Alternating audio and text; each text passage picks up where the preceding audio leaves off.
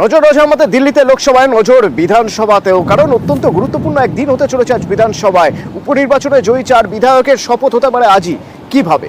আবির প্রতিনিধি আমার সঙ্গে সরাসরি রয়েছেন, বলতে পারবেন আবির। দেখো, প্রথমত যে সায়ন্তিকা এবং রেয়াতের যেভাবে শপথ হয়েছিল ঠিক একই রকম নীতি বা পন্থা অবলম্বন করে বিধানসভা শপথ করিয়ে নিতে পারে, কারণ অধিবেশন চলছে। বিধানসভার তরফ থেকে শপথ গ্রহণ করার ক্ষেত্রে কোনো বাধা থাকে না।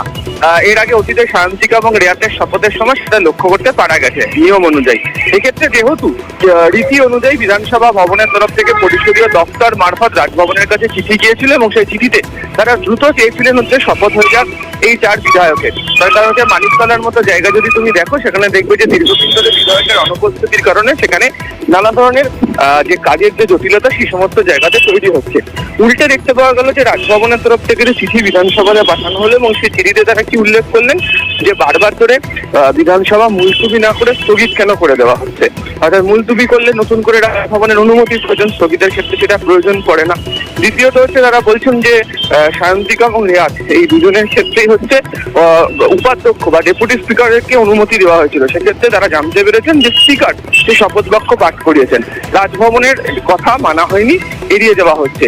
এই পরিস্থিতি কেন তৈরি হচ্ছে, এই প্রশ্নগুলোকে তারা ইতিমধ্যে তুলতে শুরু করে দিয়েছে।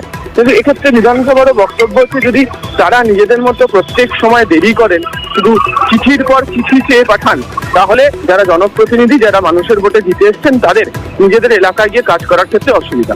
ফলে সংবিধানের ধারা 188 নম্বর ধারা অনুযায়ী বিধানসভার বক্তব্য যে তাদের হাতেও ক্ষমতা রয়েছে, তারা আজকে আর কিছুক্ষণ সময় অপেক্ষা করবেন। আর কিছুক্ষণের মধ্যেই বিধানসভাতে বিয়ে কমিটির বৈঠক হবে। আজকে দুপুর 2টা থেকে অধিবেশন রয়েছে।